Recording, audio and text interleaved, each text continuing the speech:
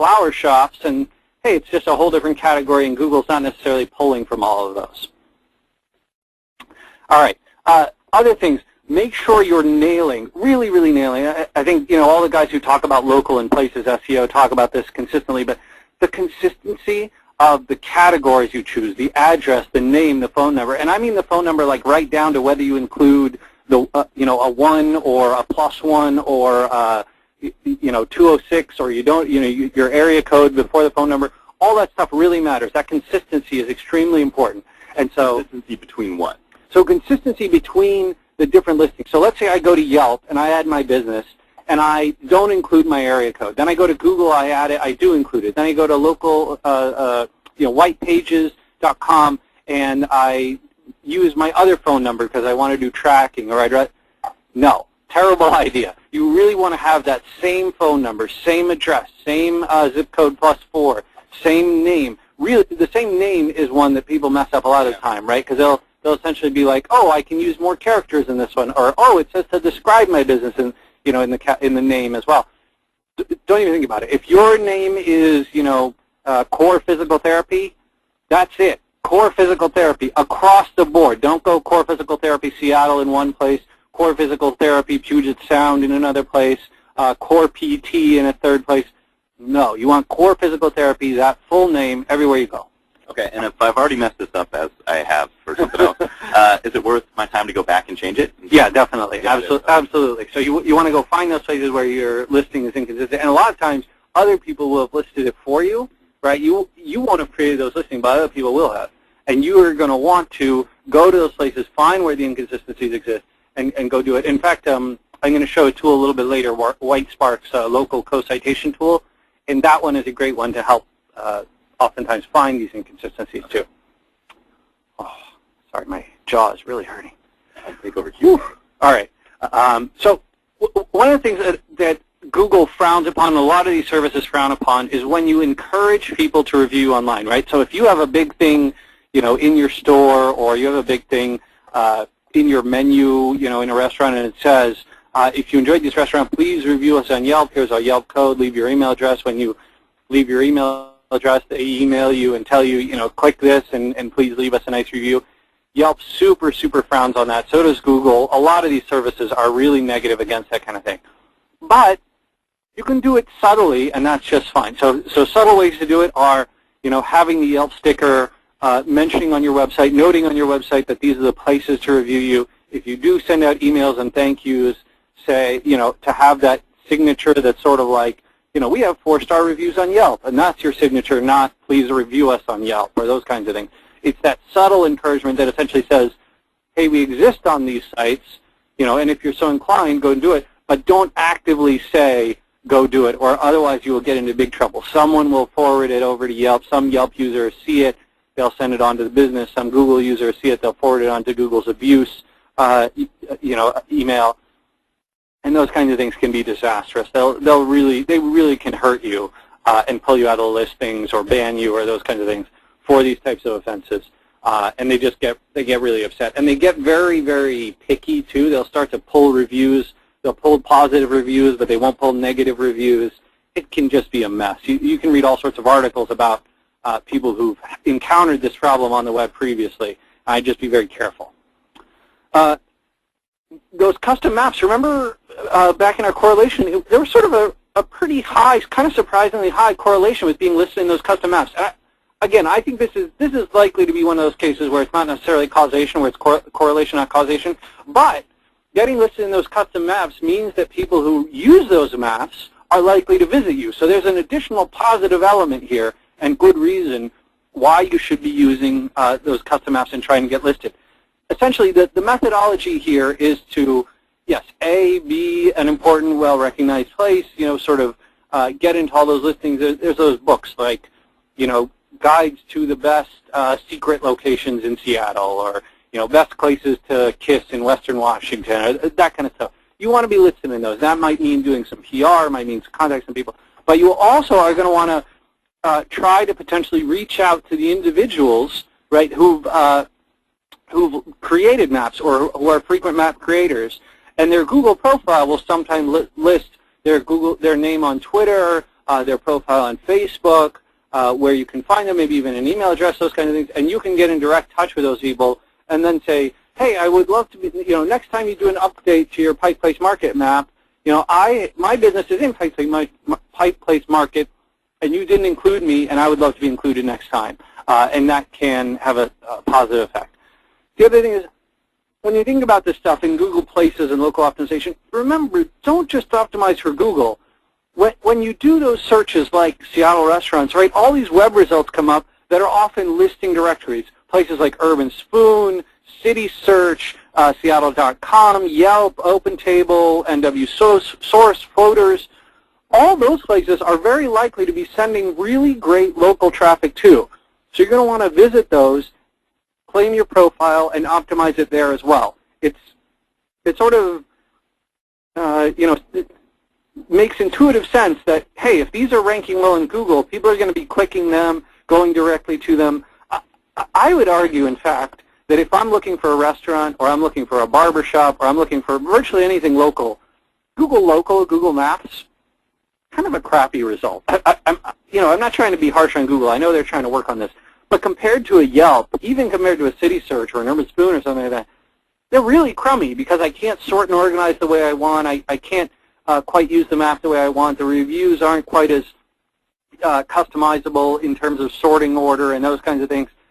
Yelp is just a much better local experience, in my opinion, than Google is. And for that reason, a lot of people, not necessarily more people, are going to be using these sources as ways to get in there. And yes, to the person who asked if Serafina is good, oh my God, it's so good.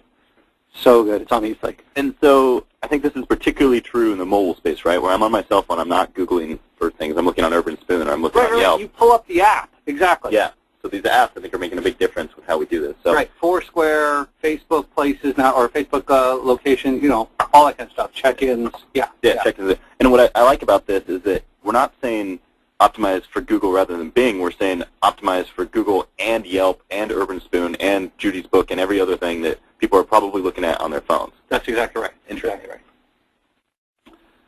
So we're going to wrap up here with a few tricks and tools for local and places SEO analysis. Some of these are pretty spiffy. So number one, you might have seen this, but in the Google sidebar now, you can set your location. You can change your location, and they'll auto-detect, but you can change it. We're doing some testing right now to see if the results that you get when you change that location are the same as what people see from that geography when it's auto-detected. But right now, we think it is. So if you're trying to see, I'm in Pittsburgh, and I'm trying to see what's going on in Philadelphia, what people are seeing there, plug in Philadelphia, do those searches. You should be locally biased to that region, to the region that you want. And after you set that, how do you change it? You can just change it again right in here. So it just doesn't, it's just an open box that you can. Right, it's an open box. You can change it anytime you want. Mm-hmm. Now, if you are trying to get what we call location agnostic results, results that people see when Google is not biasing things towards a specific geography. So for example, I do a search for SEO, and I see SEO search engine optimization Seattle.com, and then I see Blue Moose Designers is here in Seattle, right? And that's not what the sort of normal results are. They're showing me these web results. They're not even places results. They're web results, but they're ordered in this fashion because Google knows or thinks that I'm in Seattle. So I'm getting kind of these biased results. If I want to see the location agnostic results, this is slick. Check this out, guys. Google.co.uk or Google.ca or Google.co.nz/search, your query, ampersand GL equals US. Essentially what you're saying is, dear Google.co.uk, please show me US results. And Google.co.uk then shows you US results, but without a location bias. So this is a great way to get that unbiased results. And if you look at these, they're very similar to, for example, the search results I saw for SEO 3 or 4 months ago before Google started putting in this local bias on these types of searches. So I love this. So when a client asks me, you say that I'm ranking for number 4, but I see myself as number 5 or number 6, this is what you can show them? Is that? Well, this is this is kind of a way to say, where is your non-local biased ranking? Like, how do you rank if local is not a factor, or if location is not a factor? And so this is kind of a way to get those types of results. A lot of people who are outside major metro areas or outside or in metro areas where Google isn't doing biasing on a particular type of result because they don't have any results like that are biased towards those. This kind of gives you a sense of what those people are seeing, if that makes sense. That makes a lot of sense. And so this is for locality. What would you do for personalization? I know you can add PWS equals 0. Would that help to add to this query? Yeah. If you're getting personalization as well, you can always use the PWS equals 0, yes. Okay. So for that city centroid calculation, a lot of people say, oh, well, you know, proximity to the centroid, that appears to be a ranking factor and appears to be hurting me. There was that Search Engine Land article, I think it was a couple of weeks ago, where the guy was saying, well, we beat them on every other factor except we're further from the centroid. You know, it's such a pain. Why can't we rank for this, et cetera, et cetera? Seems like a ridiculous ranking factor. If you want to calculate the distance, try this. Essentially, use Seattle, Washington, or the city of your choice as where you're getting directions from, and then to the, you know, whatever the businesses are. So I typed in gelato, and you can see there it shows you the distances to all these different gelaterias, including my cousin-in-law's D'Ambrosio Gelato, which I highly recommend you go to. Awesome. So do you think that this is as important as it was before the Places update? It's kind of hard to say. It felt like it lost some importance, but then we've been seeing some results where people are saying it's more important now. So it's kind of tough to say. This is one of those things that we unfortunately were not able to measure in our last study, but we'll be looking at in the next one. So we'll essentially be plugging in these centroids and then calculating the distances to all these businesses and using those miles in here as essentially one of the variables that we look at in the next time we do this study. Okay, so my takeaway from that is that it is still important. We just don't know its relative importance compared to the old algorithm. Is that right? That's correct. It probably has importance. It may not have importance all the time. This could be one of the things where it matters to some businesses and it doesn't for others. So it's very tough to say. And I've heard this tip about buying P.O. boxes in the middle of the city. Don't do it. Don't do it. Yeah. It did used to work, but the recommendations I've been hearing from my Google Places guys is that they're on to you. Yeah. So they figured out they figured out the trick, and they've done a really good job of sort of cracking down on that. You might still see it work a few times, but not a great way to go. It always seemed kind of sleazy to me, so I'm glad that it's not a good long-term strategy. Yeah, it's totally sleazy. I'm with you. Agreed. So this is purely, sorry. Man down. Oh. Here, I'll take over the microphone for just a second. Rand just had oral surgery, so he's still recovering from that. He's got an ice pack on his head. Okay, so he's okay. Okay. Sorry about that, folks. I think I opened my mouth a little too wide. Some sources, so my opinion here is that some sources, places where you get listed, matter more than others. So, for example, it's possible that Yelp means more than Judy's book does, which means more than, you know, the Seattle's hippest lesbian scene, etc. One of the places that I think is actually really, really valuable is Wikipedia. Getting that Wikipedia listing appears to vault a lot of people pretty high, especially in the popular places types of listings. Obviously, that's a tough thing to get, is to have your business listed in Wikipedia. But if you can do it, it is worthwhile. With that said, which sources matter more is a little bit tough to determine. But my recommendation on this, and this is again just my opinion, but my recommendation, if you're sort of believe what I believe on this, is to use those. Look at a few dozen different listings in your city, especially big, important listings. The sources appearing higher, at least to me, seem to be those more important ones. So it seems like, you know, Yelp, City Search, Insider Pages, NW Source, those are all relatively important. And then First Seattle Hotels, you know what? That one is probably a less important place to be listed or to appear than some of these other ones. And that tends to be the case, at least in my experience, and so this is why I'm making this recommendation. Would you say it's fair to say that, in general, websites that have metadata associated with them, so in this case we can see the stars from Yelp and from the other ones, those tend to be more important? Right. So the ones who've engaged in the rich listings, or, rich SERPs, yeah. What is that called? Those rich listings. But yeah, that might be it.